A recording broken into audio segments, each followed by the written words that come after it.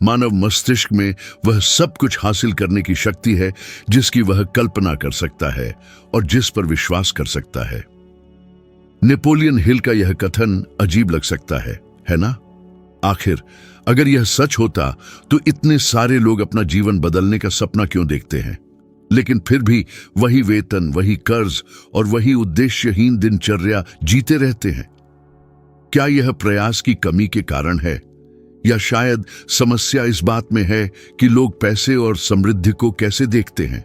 आज आप सीखेंगे कि जो लोग टालमटोल करते हैं, खुद को नुकसान पहुंचाते हैं और आलसी होते हैं, वे भी समृद्ध हो सकते हैं। बस बाइबल की सही शिक्षाओं को लागू करना है, जैसा कि सोचो और अमीर बनो के लेखक नेपोलियन हिल ने व्याख्या की है। और यह सुनिश्चित करने के लिए कि यह सिर्फ एक प्रेरक बात नहीं है, मैं यह दिखाना चाहता हूं कि यह एक योजना है, सोचने का एक तरीका है और एक स्पष्ट उद्देश्य के साथ एक विश्वास है। बाइबल कहती है, जहां दृष्टि नहीं होती वहां लोग भ्रष्ट हो जाते हैं। नेपोलियन हिल ने अपनी खोज शुरू करते हुए बिल्कुल यही सच्चाई उजागर की थी कि क्यों कुछ लोग धन और सफलता प्राप्त करते हैं जबकि अन्य समान क्षमता वाले अपना जीवन कठिनाइयों का सामना करते हुए बिताते हैं। उन्होंने गौर किया कि बड़ा अंतर कड़ी मेहनत या भाग्य में नहीं था, बल्कि उस चीज की कल्पना करने की क्षमता में था जो अभी मौजूद नहीं है। एक मानसिक छवि को इतना स्पष्ट और मजबूत बनाए रखने में कि समय के साथ वह साकार हो जाए। एंड्रयू कार्नेगी, जो उस समय दुनिया के सबसे धनी व्यक्ति थे, ने हिल को यह मूलभूत विचार दिखाया। 1908 में हुई एक बातचीत के दौरान कार्नेगी ने उन्हें लोगों की सफलता पर शोध करने और दुनिया के साथ एक नियम साझा करने के लिए अपने जीवन के 20 से अधिक साल समर्पित करने के लिए आमंत्रित किया कि कोई भी उपलब्धि पहले मन में शुरू होती है। हिल ने प्रस्ताव स्वीकार कर लिया, बिना पैसे मिलने की गारंटी या किसी सुरक्षा के भी। उनके पास केवल एक दृष्टि थी और इसी दृष्टि ने उनके पूरे जीवन पथ को आकार दिया। आपने कितनी बार तुरंत परिणाम न देखने पर कुछ छोड़ दिया है? कितनी बार उत्साह से कोई योजना शुरू की, लेकिन जब परिणाम आने में देर हुई तो हतोत्साहित हो गए? ठीक इसी बिंदु पर अधिकांश लोग गलती करते हैं। वे देखने के लिए इंतजार करते हैं और फिर विश्वास करते हैं, लेकिन सच्चाई यह है कि कोई भी अदृश्य को तब तक नहीं देख सकता जब तक वह उसे करना न सीख ले। सफल, बुद्धिमान और विजयी लोग वह देखते हैं जो अभी मौजूद नहीं है। वे अभी भी निर्माण सामग्री से घिरे होने पर भी महल को देख पाते हैं। हिल इस क्षमता को मन से देखना कहते थे और बाइबल इस विचार को एक साधारण तरीके से मजबूत करती है। जो विश्वास करता है उसके लिए सब कुछ संभव है। महत्वपूर्ण बात यह है कि सच्चा विश्वास सिर्फ प्रेरक वाक्य दोहराने से कहीं ज्यादा की मांग करता है। इसमें परिणामों की कमी को सहना, आंतरिक अनिश्चितताओं का सामना करना और सब कुछ ढहता हुआ लगने पर भी आशा बनाए रखना शामिल है। हिल ने यह सबक सबसे मुश्किल तरीके से सीखा। वे एक विनम्र परिवार से थे, वर्जीनिया के पहाड़ों में एक छोटे से घर में पले बढ़े और कम उम्र से ही उन्हें बहुत मेहनत करनी पड़ी। कोई आराम नहीं था, न ही कोई पारिवारिक संपत्ति थी, और फिर भी उन्होंने खुद में यह निश्चितता विकसित की कि वे महत्वपूर्ण लोगों की तरह सोच सकते हैं और मानव मस्तिष्क में किसी भी भाग्य को बदलने की शक्ति है। यह देखना दिलचस्प है कि कैसे कई दशकों बाद विज्ञान ने उस बात की पुष्टि की जो हिल और प्राचीन लेखन पहले से ही सिखाते थे। मस्तिष्क की खुद को बदलने की क्षमता, जिसे न्यूरोप्लास्टिसिटी कहते हैं। आज हार्वर्ड विश्वविद्यालय के वैज्ञानिक दिखाते हैं कि मजबूत भावना के साथ लक्ष्यों की कल्पना करने से मस्तिष्क में नए संबंध बनते हैं, जिससे वास्तविकता को देखने का हमारा तरीका बदल जाता है। इसका मतलब है कि मस्तिष्क वास्तव में उस विचार के अनुरूप ढलता है जिसे आप पोषित करते हैं। हालांकि एक महत्वपूर्ण बिंदु है जिसे बहुत कम लोग समझते हैं। सिर्फ सपने देखना पर्याप्त नहीं है, एक स्पष्ट इरादे के साथ कल्पना करना आवश्यक है। हिल ने थॉमस एडिसन और हेनरी फोर्ड जैसे बहुत धनी लोगों के साथ अपनी बातचीत के दौरान देखा कि उन सभी के पास कुछ भी शुरू करने से पहले अपनी इच्छाओं का एक सुविचारित विचार था। वे सिर्फ बहुत सारा पैसा होने का सपना नहीं देखते थे, वे उत्पाद, अवधारणा, प्रभाव, अंतिम परिणाम को देखते थे। फोर्ड ने अपनी फैक्ट्री बनने से पहले ही बड़ी मात्रा में सस्ती कारों के चलने की कल्पना की थी। एडिसन ने पहले बल्ब के जलने से पहले ही प्रकाशित ग्रह की कल्पना की थी, और हिल इस निष्कर्ष पर पहुंचे कि यह वही शक्ति है जो बाइबल के पैगंबरों और विश्वास के पुरुषों के पास थी, एक विश्वास जो सृजन करने में सक्षम है। अब सोचिए, आप ऐसे कितने लोगों को जानते हैं जो जीवन बदलने का दावा करते हैं, लेकिन रोजाना बाधा, कमी और डर के उन्हीं विचारों को पोषित करते हुए उठते हैं। वे प्रार्थना करते हैं, समर्थन मांगते हैं, लेकिन मन में इस विश्वास को मजबूत करते रहते हैं कि वे योग्य नहीं हैं। यह बिना नमी वाली जमीन पर फूल उगाने की कोशिश करने जैसा है। एक स्पष्ट दृष्टि के बिना मन बंजर भूमि जैसा है, और जब तक सोचने का तरीका नहीं बदलता तब तक कुछ भी अच्छा नहीं होता। हिल ने सिखाया कि हर बड़ी उपलब्धि 2 चरणों में होती है, पहला मन में और दूसरा वास्तविक दुनिया में। उन्होंने कहा था कि मानव मस्तिष्क जो कुछ भी कल्पना कर सकता है और स्वीकार कर सकता है, उसे वह प्राप्त करने में सक्षम है। इसका जादू टोना से कोई लेना देना नहीं है, बल्कि तर्क से है। जब आप वास्तव में विश्वास करते हैं तो आपके कार्य अनजाने में ही आपके विश्वास के अनुरूप होने लगते हैं। जिस तरह से आप खुद को व्यक्त करते हैं, जिस तरह से आप निर्णय लेते हैं, और यहां तक कि जो अवसर आप पहचानते हैं, वे भी बदलने लगते हैं। सच्चा विश्वास सिर्फ आध्यात्मिक नहीं है, यह एक मनोवैज्ञानिक और कार्य संबंधी मामला भी है। और इसमें एक और भी महत्वपूर्ण बात है, दृष्टि रखने की क्षमता शक्ति से नहीं बल्कि एकाग्रता से आती है। बहुत से लोग अधिक करने की कोशिश में अपना जीवन बिता देते हैं, जबकि आदर्श अधिक स्पष्टता से देखना होगा। एक पेशेवर कई दशकों तक कड़ी मेहनत कर सकता है और प्रगति नहीं कर सकता, क्योंकि उसका मन केवल बाधाओं को देखता है। इसके विपरीत एक स्पष्ट दृष्टि वाला व्यक्ति भले ही विनम्र तरीके से शुरुआत करे, समाधान खोजता है, अवसर पैदा करता है और विचारों को उपलब्धियों में बदल देता है। इस कारण से हिल ने जोर देकर कहा कि समृद्धि का प्रारंभिक कदम एक सुविचारित मन का होना है। जब आप ठीक ठीक जानते हैं कि आप क्या चाहते हैं और मानते हैं कि यह संभव है, तो दुनिया आपकी इस पसंद के अनुसार व्यवस्थित होती हुई प्रतीत होती है। अब सोचिए कि अगर आप इसी विचार को अपने जीवन में लागू करें तो कैसा होगा। सिर्फ यह कहने से नहीं कि आप बदलना चाहते हैं, बल्कि यह कल्पना करके कि यह परिवर्तन वास्तव में क्या दर्शाता है। बिल्लों की चिंता किए बिना शांति से जागना कैसा होगा, यह जानते हुए कि आपका समय केवल आपका है और कोई और उस पर हावी नहीं है। दर्पण में खुद को देखना और एक आत्मविश्वासी व्यक्ति को देखना कैसा होगा, जिसने अपनी चुनौतियों पर काबू पा लिया है। यदि यह छवि पर्याप्त रूप से स्पष्ट है, तो यह आपके भीतर पहले से ही मौजूद होना शुरू हो गई है।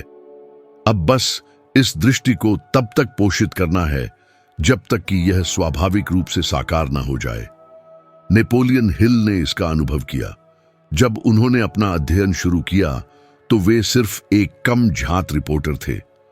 समाप्त होने पर वे अब तक के सबसे अधिक बिकने वाले खंडों में से एक के लेखक बन गए, और यह सब एक ऐसे विचार से उत्पन्न हुआ जिसे कोई और नहीं देख सकता था।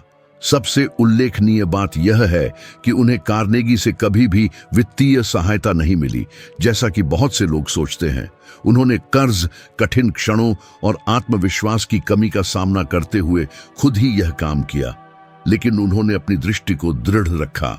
उन्होंने कुछ ऐसा देखा जो अभी वास्तविक नहीं था, और इस विश्वास ने उन्हें सहारा दिया। यह कोई संयोग नहीं है, यह एक नियम है। जीत से पहले दृष्टि आती है। इसलिए यदि आप कुछ बदलना चाहते हैं तो पहली बात अधिक प्रयास करना नहीं है, बल्कि अधिक स्पष्टता से देखना है। दृष्टि एक मानचित्र की तरह काम करती है और प्रयास केवल परिवहन का साधन है। बिना दृष्टि के कोई भी दिशा गलत लगती है। हालांकि जब छवि अच्छी तरह से परिभाषित होती है तो कठिनाइयां भी मायने रखती हैं, और यह वही क्षण है जब आलसी लोग भी आगे बढ़ने लगते हैं, क्योंकि स्पष्टता एक सहज प्रेरणा जगाती है। आपको उस चीज को मजबूर करने की जरूरत नहीं है जो पहले से ही आपके भीतर मौजूद और सक्रिय है। यह एक बीज की तरह है। एक बार सही जगह पर बोया जाता है तो वह अपने आप अंकुरित हो जाता है। अगले 7 दिनों तक कुछ आसान करने की कोशिश करें। हर दिन अपनी इच्छित जीवन की कल्पना करने के लिए 5 मिनट निकालें। अपनी आंखें बंद करें और हर चीज को विस्तार से देखें। जगह, सुगंध, शोर, वातावरण, अपने आसपास के लोगों को महसूस करें।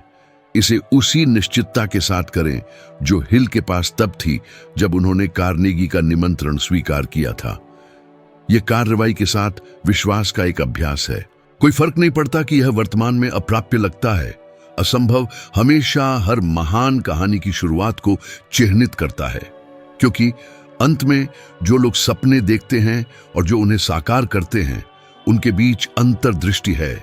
और जैसा कि हिल और स्वयं बाइबल ने दिखाया, बिना दृष्टि के लोग भटक जाते हैं। नेपोलियन हिल का दृढ़ विश्वास था कि विश्वास किसी भी महान कार्य की शुरुआत है। उन्होंने कहा कि अनिश्चितता से कुछ भी महत्वपूर्ण नहीं निकलता, और लोगों का मन जब पूरी शक्ति से विश्वास करता है तो ऐसी ऊर्जाएं उत्पन्न करता है जिनका वास्तविक दुनिया को अनुसरण करना पड़ता है। बाइबल ने पहले ही इस विचार को स्पष्ट रूप से बताया था। विश्वास उन बातों की दृढ़ आशा है जिनकी हम प्रतीक्षा करते हैं, और उन बातों का प्रमाण है जिन्हें हम नहीं देखते। लेकिन दिलचस्प बात यह है कि अधिकांश लोग इसी विश्वास का उपयोग अपने खिलाफ करते हैं। वे विश्वास करते हैं, लेकिन उस पर विश्वास करते हैं जो वे नहीं चाहते। वे मानते हैं कि वे असफल होंगे, वे मानते हैं कि वे योग्य नहीं हैं, वे मानते हैं कि यह कभी सफल नहीं होगा, और निस्संदेह इसका परिणाम इस विश्वास को सही ठहराता है। हिल ने पाया कि आस्था की शक्ति केवल किसी बड़ी चीज में विश्वास रखने में नहीं है, बल्कि अपनी इच्छित चीजों को साकार करने की अपनी क्षमता पर भरोसा करने में भी है। उनके विचार में आस्था वह छिपी हुई शक्ति थी जो गतिविधि को गति देती है, और बिना कर्म के कुछ भी हकीकत नहीं बनता। आपने कितनी बार किसी अवसर के लिए प्रार्थना की है, और जब वह सामने आया तो आपने अपनी ही क्षमता पर संदेह किया? कितनी बार आपको कोशिश करने से डर लगा, जबकि एक अंदरूनी आवाज कह रही थी, आगे बढ़ो? यही जीवित आस्था और स्थिर आस्था के बीच का अंतर है। बाइबल स्पष्ट रूप से कहती है, कर्म के बिना आस्था मृत है।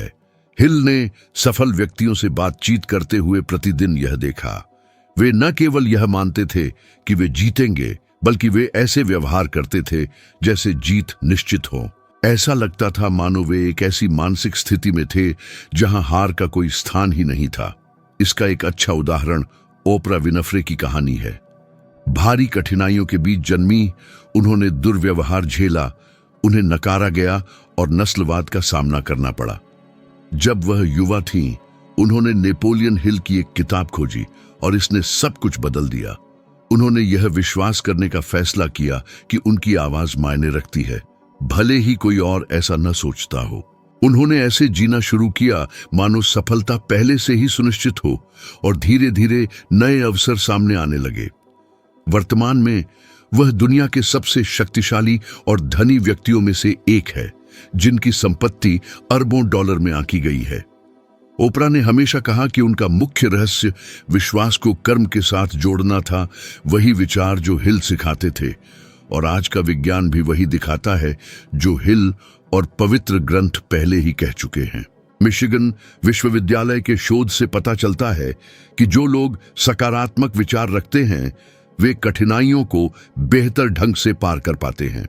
आस्था हमारे मन में भावनाओं को शांत करने वाले एक ऐसे तत्व के रूप में काम करती है जिससे तनाव हार्मोन कोर्टिसोल कम होता है और डोपामाइन बढ़ता है, जो हमें काम करने की अधिक इच्छा देता है और ध्यान केंद्रित करने में मदद करता है। इसका मतलब यह है कि विश्वास करना केवल एक आध्यात्मिक बात नहीं है, बल्कि शरीर के बेहतर काम करने का एक तरीका भी है। जब आप विश्वास करते हैं तो आपका पूरा शरीर प्रतिक्रिया करता है। हिल ने इसे करीब से महसूस किया। प्रथम विश्व युद्ध के दौरान उन्हें पैसों की भारी तंगी का सामना करना पड़ा। एक लेखक के रूप में उनका काम अनिश्चित था और उन्होंने तो सब कुछ छोड़ने तक का विचार कर लिया था। तभी उन्होंने अपने जीवन में जो कुछ सीख रहे थे उसे लागू करने का फैसला किया। उन्होंने हर दिन आस्था के वाक्य लिखना शुरू किया, यह कल्पना करते हुए कि उन्हें अवसर मिलेंगे और लोग उनकी सेवाओं की तलाश करेंगे। कुछ ही हफ्तों में उन्हें व्यापारियों को व्याख्यान देने के लिए बुलाया गया और इसी काम से वे विचार उत्पन्न हुए जो बाद में उनकी पुस्तक सोचो और अमीर बनो का हिस्सा बने। यह घटना उनके लिए बहुत महत्वपूर्ण थी क्योंकि इसने व्यवहारिक रूप से दिखाया कि कर्म के साथ आस्था जीवन को बदल देती है। लेकिन वास्तविक जीवन में आस्था रखने का क्या मतलब है? इसका मतलब है परिणाम की अनिश्चितता के बावजूद कार्य करना। यह पूरे रास्ते को देखे बिना चलना शुरू करना है। ज्यादातर लोग कुछ भी करने से पहले सुरक्षा चाहते हैं, लेकिन आस्था ठीक तभी काम करती है जब कोई निश्चितता न हो।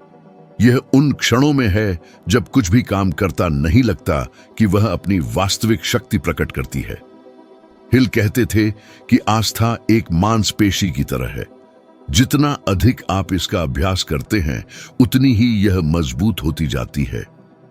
और जो चीज आस्था को कम करती है वह है डर। लोग क्या सोचेंगे इसका डर, सफल न होने का डर, पर्याप्त न होने का डर। ये ऐसे अदृश्य कारागार हैं जो बहुत से लोगों को जकड़े रखते हैं। क्या आपने कभी सोचा है कि आपके जीवन का कितना हिस्सा डर से नियंत्रित होता है, लेकिन वह सिर्फ सावधानी जैसा लगता है? आपने कितने अवसरों को हाथ से जाने दिया क्योंकि आपको लगा कि यह सही समय नहीं था, जबकि वास्तव में वह केवल डर ही था जो हावी था। हिल बताते थे कि आस्था डर का इलाज है। जहां एक मौजूद होता है दूसरा नहीं रह सकता। यदि आस्था बढ़ती है तो डर कम होता है। यदि डर हावी होता है तो आस्था गायब हो जाती है। इसीलिए वह अपने छात्रों को हर दिन सकारात्मक वाक्य बोलने की शिक्षा देते थे। जादू करने के लिए नहीं, बल्कि सोचने के तरीके को बदलने के लिए। आपका अवचेतन मन एक जमीन की तरह है। वह वही उगाता है जो आप उसमें बोते हैं। यदि आप संदेह बोते हैं तो कमी काटते हैं। यदि आप आस्था बोते हैं तो सफलता काटते हैं। स्टैनफोर्ड विश्वविद्यालय के एक शोध से पता चलता है कि हमारे द्वारा लिए गए 80% से अधिक निर्णय भावनाओं पर आधारित होते हैं, न कि तर्क पर। इसका मतलब यह है कि आप जो विश्वास करते हैं, महसूस करते हैं और कल्पना करते हैं, वह आपके जीवन में होने वाली घटनाओं को आपके सचेत विचारों से कहीं अधिक निर्धारित करता है। और यही बाइबल और नेपोलियन हिल को जोड़ने वाला बिंदु है। दोनों सिखाते हैं कि आप उससे बड़ा कुछ नहीं जी सकते जिसे आप संभव मानते हैं। यीशु ने कहा, यदि तुम विश्वास करोगे तो परमेश्वर की महिमा देखोगे। हिल ने इसे और भी सरल तरीके से कहा, जो कुछ भी एक व्यक्ति का मन कल्पना कर सकता है और उस पर विश्वास कर सकता है, उसे वह प्राप्त कर सकता है। ये एक ही सच्ची बात को व्यक्त करने के दो अलग अलग तरीके हैं। लेकिन हिल ने एक और बात पर भी ध्यान दिलाया। आस्था को एक बड़े मकसद की जरूरत होती है। केवल विश्वास करना पर्याप्त नहीं है। एक सुस्पष्ट लक्ष्य होना आवश्यक है। ऐसी कोई चीज जो एक गहरी भावना उत्पन्न करे। यही भावना आपके अवचेतन मन को सक्रिय करती है और उसे आपके पक्ष में काम करवाती है।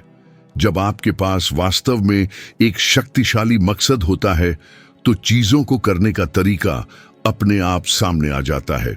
यही कारण है कि बहुत से लोग विश्वास करते हैं लेकिन कुछ ही अपनी इच्छित चीजें प्राप्त कर पाते हैं, क्योंकि वे कमजोर तरीके से, बिना अधिक शक्ति के, बिना किसी स्पष्ट उद्देश्य के और बिना कार्रवाई के विश्वास करते हैं। हिल बताते थे कि सबसे कठिन समय में वह खुद से एक वाक्य दोहराते थे, मैं सफल होऊंगा क्योंकि मुझे विश्वास है कि मैं सक्षम हूं। वह इसे केवल एक इच्छा के रूप में नहीं कहते थे, बल्कि अपने स्वयं के मन के लिए एक निर्देश के रूप में कहते थे। इस दोहराव से उनमें इतनी बड़ी निश्चितता पैदा हुई कि कोई भी अनिश्चितता महत्वहीन हो गई और इसी तरह समस्याओं, पैसे की कमी और बदनामी से गुजरते हुए भी उन्होंने 20वीं सदी की सफलता के बारे में सोचने के सबसे प्रभावशाली तरीकों में से एक को गढ़ा। आस्था वह ऊर्जा है जो एक रचनात्मक मन को पोषित करती है। यह वह शक्ति है जो एक विचार को वास्तविक चीज में बदल देती है, जो अदृश्य है उसे स्पर्शनीय बना देती है। और जब आप इसे समझते हैं तो आप यह देखना शुरू करते हैं कि आपके आसपास की दुनिया केवल आपके भीतर के विचारों का एक दर्पण है। यदि आप मानते हैं कि आप सक्षम हैं तो आप आत्मविश्वास के साथ कार्य करते हैं। यदि आप मानते हैं कि आप योग्य नहीं हैं तो आप हर अवसर को बर्बाद कर देते हैं। सब कुछ उस चीज में शुरू और समाप्त होता है जिस पर विश्वास किया जाता है। इसलिए असली सवाल यह नहीं है कि आपके पास आस्था है या नहीं। सवाल यह है, आप अपनी आस्था किस पर रखते हैं? क्योंकि हर कोई किसी न किसी चीज पर विश्वास करता है और जिस पर आप विश्वास करते हैं वही आपका रास्ता बनाता है। नेपोलियन हिल का दावा था कि आस्था और डर एक साथ मौजूद नहीं रह सकते। एक को गायब होना पड़ता है ताकि दूसरा प्रकट हो सके। और शायद अपने जीवन को बदलने की कुंजी परिस्थितियों से लड़ना नहीं है, बल्कि यह बदलना है कि आप क्या संभव मानते हैं। आस्था जब कर्म के साथ चलती है तो आलसी को कर्मठ में, सपने देखने वाले को साकार करने वाले में और आम लोगों को इस बात के जीवंत प्रमाण में बदल देती है कि जो असंभव लगता है वह केवल चीजों को देखने का एक अलग तरीका है। नेपोलियन हिल सिखाते थे कि सफलता तब शुरू होती है जब लक्ष्य डर से अधिक मजबूत हो जाता है। उन्होंने इस स्थिति को स्पष्ट लक्ष्य का नाम दिया, एक ऐसी निश्चितता की स्थिति जो संदेह को दूर करती है और भीतर से एक ऐसी शक्ति उत्पन्न करती है जो किसी भी बाधा को पार करने में सक्षम है। बाइबल इस बारे में कहती है कि आकाश के नीचे हर चीज का अपना समय और घटित होने का अपना कारण होता है। समस्या यह है कि बहुत से लोग नहीं जानते कि उनका लक्ष्य क्या है। वे पैसा चाहते हैं लेकिन यह नहीं समझते कि यह किस काम आएगा। वे सफल होना चाहते हैं लेकिन यह नहीं बता पाते कि इसका वास्तव में क्या मतलब है। और इस स्पष्टता के बिना जीवन बिना किसी निश्चित दिशा के प्रयासों की एक श्रृंखला बन जाता है। हिल ने पाया कि लक्ष्य वह मार्गदर्शक है जो व्यक्ति को भ्रम के बीच ले जाता है। यही असफलताओं को अर्थ देता है, त्रुटि को सीखने में बदलता है और दर्द को आगे बढ़ने की शक्ति में बदलता है। 1929 की महान आर्थिक मंदी के दौरान हिल पूरी तरह से खाली हो गए। उनकी बचत गायब हो गई, उनके कार्यक्रम रद्द हो गए और वह खुद को कर्ज में डूबा हुआ और एक परिवार की देखभाल करते हुए पाए। यह अत्यधिक पीड़ा का दौर था जिसमें उन्होंने सब कुछ छोड़ने तक का विचार कर लिया था। लेकिन ठीक उसी क्षण उन्हें अपना लक्ष्य फिर से मिल गया। हिल ने समझा कि उनका काम संपत्ति जमा करना नहीं था, बल्कि लोगों को आस्था, तर्क और आत्मनियंत्रण का उपयोग करके अपनी समृद्धि का निर्माण करना सिखाना था। उन्होंने सोचो और अमीर बनो लिखना आंतरिक शक्ति के एक संकेत के रूप में शुरू किया। वह हर दिन लिखते थे, भले ही उन्हें यह न पता हो कि कोई इसे पढ़ेगा या नहीं, एक ऐसे लक्ष्य से प्रेरित होकर जो उन्हें तब जारी रखने पर मजबूर करता था जब सब कुछ यह संकेत दे रहा था कि उन्हें हार मान लेनी चाहिए। इसका परिणाम एक ऐसी पुस्तक थी जिसने कई पीढ़ियों को प्रभावित किया और लाखों लोगों को अपना जीवन फिर से बनाने में मदद की। हिल का दुख एक स्थायी शिक्षा बन गया। उन्होंने पाया कि लक्ष्य ही एकमात्र ऐसी संपत्ति है जो तब नहीं खोती जब बाकी सब कुछ गिर जाता है। जब कोई अपना लक्ष्य खो देता है तो वह आगे बढ़ने की इच्छा भी खो देता है। आप कितने लोगों को जानते हैं जो दिन शुरू होने से पहले ही थके हुए उठते हैं, जो वही काम यंत्रवत करते रहते हैं लेकिन किसी भी चीज में खुशी नहीं पाते? यह बिना किसी दिशा के जीने का परिणाम है। आज का विज्ञान पहले ही यह साबित कर चुका है कि एक स्पष्ट लक्ष्य होने से तनाव कम होता है, उम्र बढ़ती है और मानसिक स्वास्थ्य में सुधार होता है। हार्वर्ड मेडिकल स्कूल द्वारा जारी अध्ययनों से पता चलता है कि जिन लोगों का लक्ष्य अच्छी तरह से परिभाषित होता है उनमें अवसाद होने की संभावना 30% कम होती है और काम में सफल होने की संभावना 40% अधिक होती है। ऐसा इसलिए होता है क्योंकि लक्ष्य आपकी सोच और कर्म के बीच एक मजबूत संबंध बनाता है। जब आप जानते हैं कि आप कुछ क्यों कर रहे हैं, तो शरीर और मन मिलकर काम करते हैं। कड़ी मेहनत संतोषजनक बन जाती है। हिल ने इस विशेषता को लगभग उन सभी महान हस्तियों में देखा जिनकी उन्होंने जांच की थी। उदाहरण के लिए, थॉमस एडिसन केवल एक दीपक का आविष्कार नहीं करना चाहते थे, उनका लक्ष्य पूरे ग्रह पर प्रकाश लाना था। हेनरी फोर्ड केवल कार्य नहीं बनाना चाहते थे, बल्कि यह चाहते थे कि कोई भी व्यक्ति आसानी से यात्रा कर सके। एंड्रयू कार्नेगी, जिन्होंने उन्हें सिखाया, कहते थे कि पैसा केवल कुछ बड़ा हासिल करने का एक साधन था, ज्ञान फैलाना और समाज को बेहतर बनाना। हिल ने उनसे सीखा कि उद्देश्य ही वह है जो केवल जीवित रहने वालों और वास्तव में निर्माण करने वालों के बीच अंतर करता है। जिसके पास एक सच्चा उद्देश्य होता है, वह केवल पैसे के लिए काम नहीं करता, बल्कि एक अर्थ के लिए काम करता है। और सबसे दिलचस्प बात यह है कि जब उद्देश्य सच्चा होता है, तो पैसा स्वाभाविक रूप से एक परिणाम के रूप में आता है। लेकिन इतने सारे लोगों को यह उद्देश्य खोजने में कठिनाई क्यों होती है? क्योंकि वे बाहर खोजते हैं जो केवल अपने भीतर पाया जा सकता है। समाज हमें सिखाता है कि सफल होना मतलब अधिक पाना, अधिक प्राप्त करना, अधिक दिखाना है। और जब हम इन उथले लक्ष्यों के पीछे भागते हैं, तो व्यक्ति अंदर से खाली महसूस करता है। हिल सोचते थे कि उद्देश्य कुछ ऐसा नहीं है जिसे बनाया जाता है, बल्कि वह प्रकट होता है। यह तब प्रकट होता है जब आप वह काम करते हैं जो आपको पसंद है और उसे दूसरों को दे सकते हैं। यह वह क्षण है जब आपकी क्षमताएं और दूसरों की मदद करने की इच्छा एक साथ आती है। इसलिए उन्होंने कहा कि सच्ची दौलत सबसे पहले आध्यात्मिक है और उसके बाद ही भौतिक है। बाइबल इस विचार का समर्थन करती है जब वह कहती है, पहले परमेश्वर के राज्य और उसकी धार्मिकता को ढूंढो और ये सब चीजें तुम्हें दे दी जाएंगी। यानी एक बड़े उद्देश्य से जुड़े और बाकी सब स्वाभाविक रूप से होगा। नेपोलियन हिल ने यह भी चेतावनी दी थी कि विश्वास के बिना एक उद्देश्य केवल एक कमजोर इच्छा है। उन्होंने सिखाया कि उद्देश्य की स्पष्टता को सकारात्मक विचारों, कल्पना और मेल खाती हुई आदतों से रोजाना मजबूत किया जाना चाहिए। यह कहने का कोई फायदा नहीं कि आप सफल होना चाहते हैं अगर आपके कार्य इसके विपरीत दिखाते हैं। निरंतरता ही आपका उद्देश्य दिखाती है, और यह निरंतरता तब आती है जब आप उन चीजों को अस्वीकार करना शुरू करते हैं जो आपके मार्ग का हिस्सा नहीं है।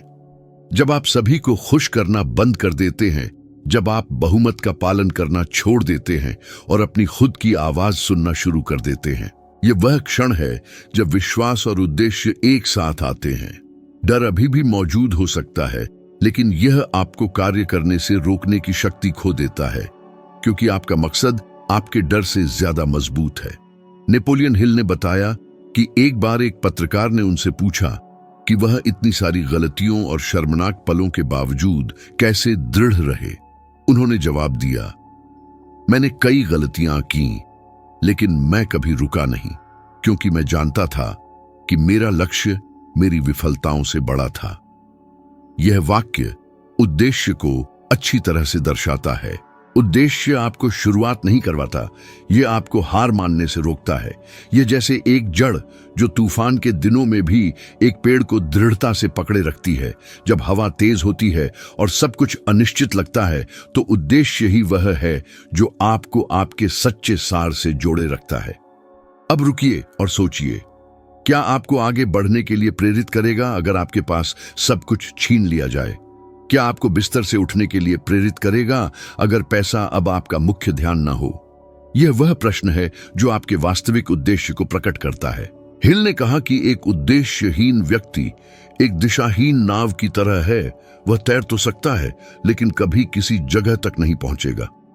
इसीलिए इतने सारे लोग थके हुए, मोह भंग हुए, उन नौकरियों में फंसे हुए जिन्हें वे नफरत करते हैं, और अर्थहीन रिश्तों में बंधे हुए हैं। वे बिना किसी लक्ष्य के तैरते रहते हैं, बाहरी प्रभावों से बहकर, यह जाने बिना कि उनके जीवन को निर्देशित करने की क्षमता हमेशा उनके भीतर थी। उद्देश्य अचानक प्रकट नहीं होता। यह अनुभवों, कठिनाइयों, गलतियों और छोटी सफलताओं से बनता है। हिल कहते थे कि हर चुनौती में एक सबक छिपा होता है और वही सबक उद्देश्य को आकार देता है। सब कुछ खोकर ही उन्होंने आगे बढ़ने का कारण पाया। और यह दिलचस्प है कि यह स्थिति कई कहानियों में दोहराई जाती है। उदाहरण के लिए नेल्सन मंडेला ने 27 साल जेल में बिताए और फिर भी अपने राष्ट्र की स्वतंत्रता के लिए लड़ने का उद्देश्य बनाए रखा। वे जेल से मजबूत, बुद्धिमान और अधिक केंद्रित होकर बाहर आए। मंडेला इस बात का जीता जागता प्रमाण है कि एक सच्चा उद्देश्य अटूट होता है। जब आप उद्देश्य के साथ जीते हैं तो पैसा अंतिम लक्ष्य होना बंद कर देता है और केवल एक साधन बन जाता है। आप काम को अपने मिशन को पूरा करने के तरीके के रूप में देखना शुरू करते हैं, न कि किसी बोझिल चीज के रूप में। हिल ने कहा कि मानसिक और आध्यात्मिक कल्याण वित्तीय सफलता से पहले आता है, और वास्तव में शोध बताते हैं कि जो लोग उद्देश्य के साथ काम करते हैं वे अधिक उत्पादक, स्वस्थ और खुश होते हैं। वे एक कारण के साथ जागते हैं और कृतज्ञता के साथ सोते हैं। वे प्रयास से बचते नहीं हैं, लेकिन वे थकते भी नहीं हैं, क्योंकि वे अपनी लड़ाई का कारण समझते हैं। और शायद यही सबसे बड़ा रहस्य है। उद्देश्य दर्द को खत्म नहीं करता, बल्कि उसे एक अर्थ देता है। हिल ने अपनी कठिनाई को एक व्यवसाय में बदलकर इसे महसूस किया। बाइबल भी यही सिखाती है जब वह कहती है कि जो लोग परमेश्वर से प्रेम करते हैं और उसके उद्देश्य के अनुसार बुलाए गए हैं, उनके लिए सब कुछ भला ही होता है। इसका मतलब है कि कुछ भी व्यर्थ नहीं जाता। निराशाएं, गलतियां और देरी, सब कुछ आपके मिशन के निर्माण की प्रक्रिया का हिस्सा है। जो अंत प्रतीत होता है वह वास्तव में एक नए चरण की शुरुआत है। अगर हिल एक सबक छोड़ते तो वह यह होता, सच्ची दौलत तब आती है जब उद्देश्य डर से अधिक महत्वपूर्ण होता है, जब पैसा मुख्य कारण होना बंद कर देता है और एक परिणाम बन जाता है, जब आप किसी भी कीमत पर सफलता का पीछा करना बंद कर देते हैं और उस ओर चलना शुरू करते हैं जो अर्थपूर्ण है। क्योंकि अंततः आपको वह नहीं संतुष्ट करता जो आपको मिलता है, बल्कि वह व्यक्ति संतुष्ट करता है जो आप वह पाने की कोशिश में बनते हैं जिसके लिए आप पैदा हुए थे। और यदि आप इस बिंदु तक पहुंचे हैं तो इसका मतलब है कि आपके भीतर कुछ ऐसा है जो जानता है कि आप कुछ बड़े के लिए पैदा हुए हैं, कि जीवन केवल दिनचर्या, बिलों का भुगतान और कार्यों तक सीमित नहीं हो सकता, बल्कि यह विकास और अर्थ की एक यात्रा है। मैं यहां भटकाने के लिए नहीं, बल्कि बदलने के लिए हूं। मेरा हर वाक्य, हर विचार, हर कहानी का एक ही लक्ष्य है, आपको वह शक्ति दिखाना जो पहले से ही आपके भीतर है, और उस शक्ति को केवल सक्रिय करने की आवश्यकता है। अब यदि आप वास्तव में विकास के इस मार्ग पर चलना चाहते हैं तो अगला कदम स्पष्ट है, ठीक आपके सामने। स्क्रीन पर दिखने वाला वीडियो आपको इस यात्रा में और भी गहरा ले जाएगा। उस पर क्लिक करें और मेरे साथ बने रहें, क्योंकि आगे जो आएगा वह आपकी धारणा को और भी व्यापक करेगा और आपके उद्देश्य को मजबूत करेगा। मैं यहाँ खेलने के लिए नहीं हूँ, मैं यहाँ आपको अपनी सोच, अपनी ऊर्जा और सबसे बढ़कर अपने भविष्य को बदलने में मदद करने के लिए हूँ।